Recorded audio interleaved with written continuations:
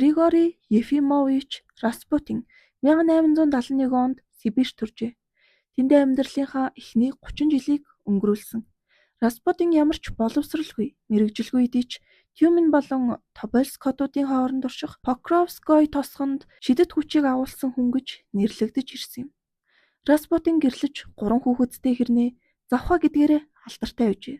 Залуудаа Распутин тэнүүчилж сүм хийдэд хоноглон явжээ. Киев хотноо ариун Михаилийн сүмд түүн дээр хоёрул таних эмэгтэй хурч ирээд түүнийг эд шидийн хүчтэй нь үнэн үү гэж асуусан байна. Мөргөл уйлдан өвчтэй хүмүүсийг идгээдэг гэж тэрээр хариулжээ. Мөргөлчдийн нэг нь их вангийн хатан Анастасия бөгөөд цусны өвчтийг ангааж чадах уу гэж асуулаа. Хаан ширээ залгамжлах Алексей Хомтойч Николай хааны 5 дугаар хүүхэд нь энэ өвчнөд нэрвэгдсэн гэдгийг тэрээр тайлбарласан юм. Ингээд Санкт Петербург орж хүүг үзэж болохгүй гэж гуйсан.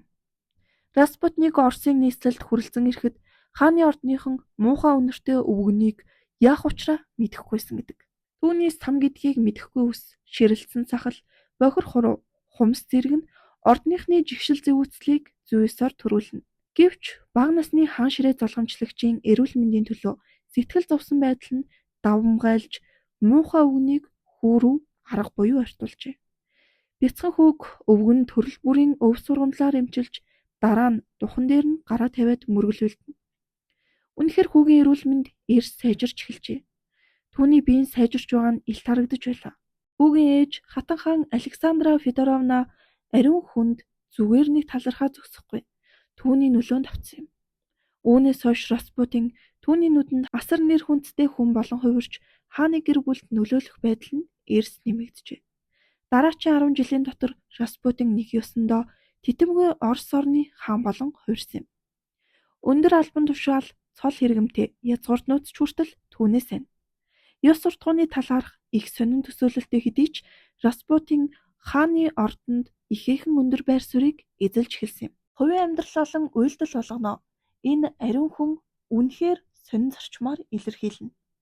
Нүгэл хийх бол гэмшихгүй, гэмшихгүй бол аврагдахгүй. Тиймээс хэдий чинээ их нүгэл уйлдана, төдий чинээ аврагдах боломж ихтэй гэж Распутин ярьдаг байлаа. Түүнийг шүтэмширдэг эмэгтэйчүүд нь язгууртан гаралтай. Дээдсийн зиндааны эмэгтэйчүүд байсан бөгөөд шүтээнийхээ араас гал ус руу ч ороход бэлэн хүмүүс болжээ. Распутины ингэж бие авч яваа нь Оросын нийгмийн доторх дургуйцлыг асар их хэмжээгээр төрүүлэх болсон. Хааны гэр бүлийн найзын үйлдэл мэт зүйлийг өмнө нь нэг ч нийгэм харж байгаагүй лээ. Түүнийг гэлэн маг хүчирхийлсэн, замбраагүй тачаалд автсан, бие үнэлэгчдэр байн очдог, гэргий болон 3 хүүхдийн хамт 11 татвар эмсийг гэртээ байлгадаг гэж буруутгаж эхэлжээ. Ордны бараа олагчид өндөр хэрэгэм зэрэгтэй хүмүүс зэргийнхэн сэтгэлийн гүндээ үзэн ядах бөгөөд хааны гэр бүлд үзүүлэх нөлөө нь Оросыг ангал руу түлхэж байна гэдгийг ухамсарлаж байсан юм. Гэвч чанга дуугаар энэ тухай хэн ч хэлж чадахгүй байлаа. Нөлөө бүхий хатан хааны дэргэд Распутин муу зүйл хизэж хийхгүй бөгөөд ариун өвгөнд муу хандсан болгон хатны дургуйцлыг төрүүлэх магадлал тун өндөр юм. Распутины нөлөө улам бүр өс нэмэгцээр. Тэгээ зогсохгүй тунгуудлгүй хааны гаргах шийдвэрт хүртэл тэрээр нөлөөлж эхэллээ. Түүний анагаах чадвар нь их сайн бөгөөд хоосон ядуу гуйлагчдын хамт олон язгууртан эмэгтэйчүүд урт дараалал зогсон өвгөний ажлыг хүртхийг хүснэ. Дэлхийн 1-р дайнд игдэхэд Распутин ордонд байгаагүй юм. Тэрээр хүү Дмитригээ төрлөх Сибирь рүүгээ авч явсан байлаа. Гусева гихч нэгэн эмэгтэй түүн рүү хутга барин тарьжээ. Хөрхий тэр эмэгтэйг цугларсан олон хүмүүс бараг л хідэн эсэг болгонд тасчих шахсан гэдэг. Харин мөрдөлтийн явцад тэрээр доромжлуулсан олон эмэгтэйчүүдийн төлөө өш хонзон авах гэж байжээ гэдэг нь тодорхой болсон юм. Эдгэр мөхцөө Распутин Санкт Петербургт эргэж ирсэн байна. Түүний нөлөө улам бүр өссөрлөсөн боловч Ван Федор Юсупов үүнд саадуулж эхэлсэн билээ. Оксфордын их сургууль төгссөн 27 настай энэ залуу хааны үеэлдүүтэй гэрэлсэн бөгөөд залуу язгууртан эр түүний үзэсгэлэнт эхнэр нь завхаа эрийн нөлөөнд орж болзошгүй хэмээн болгоомжилжээ.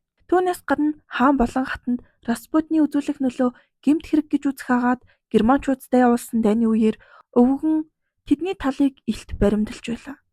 Распутныг зайлуулах хэрэгтэй гэж залуу ван шийдсэн бөгөөд үүний тулд ямар ч хамаагүй арга хэрэглэх нь зөв гэж үзсэн юм. Распутингүй амьдрах ёстой гэсэн шаардлагыг Хатан хаан хүлээн аваагүй учраас асуудлыг тайван замаар шийдэх боломжгүй гэдэг нь тодорхойлжээ.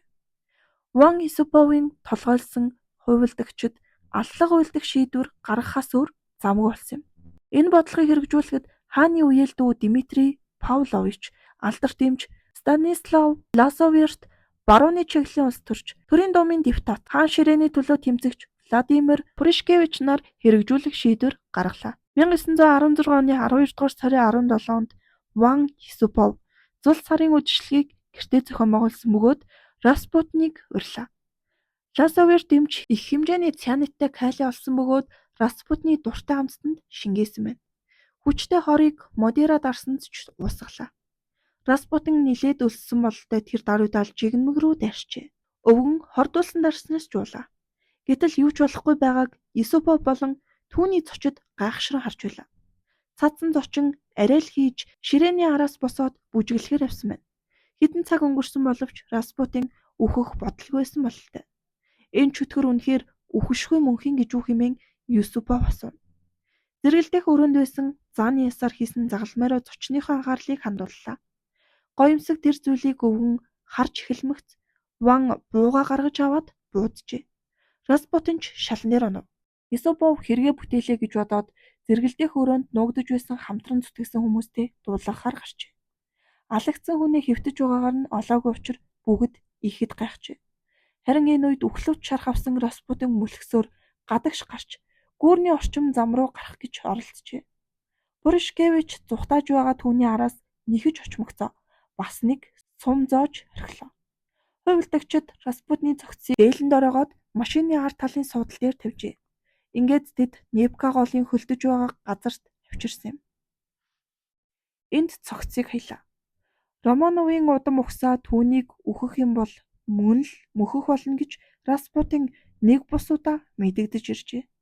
Распутиныг буудан хороосноос хойш 19 сарын дараа 1918 оны 7 дугаар сарын 18-нд хааны гэр бүлийг Екатеринбург хотноо буудан хороосон билээ. Распутиныг хороосон өөр хувилбарч байдаг. Петроградад хааны ордонд алба хашиж байсан Английн нууц тагнуулын товчууны агент Освальд Рейнер Распутиныг алсангийн хувилбарыг Скотланд Яардын огцорсон мөрдөгч Ричард Каллен, түүхч Эндрю Кук нар дэвшүүлдэг. Распутины үхлийн тухай эмнэлгийн баримт, цогцсны зураг, гэмт хэрэг уйлдагдсан газар зэргийг Ричард Каллен судалж үзсэн байна. Хаан болон хатан ихээхэн хэмжээний нөлөөтэй байсан учраас Орос болон Германы хооронд нууц гэрээ явуулах гэж Распутин хүсэж байсан учраас ийхүү Английн тагнуулын албаны ажилтан түүнийг хороосон гэх шалтгааныг дурджээ.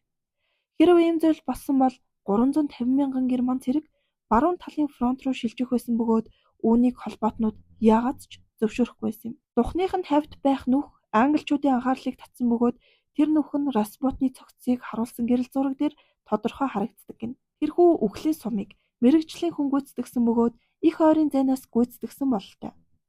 Ван Феликс Исупов, түүний найз Владимир Пуришкевич нараас түүний зорилго өөр байсан боловч тэдгээр хүмүүсийг нэг зорилго нэгтгэсэн гэж үзжээ. Распутиныг ам өргөцсөний дараа Их Британий элчин Жорж Бюкеннийг 2 дугаар Николай хаан дуудаж уулзсан гэдэг. Исуповын хуучны анд болох хүн Распутиныг алах хэрэгт татагдах оролцсон гэх сэжиг байна гэж хаан мэдэгдсэн юм.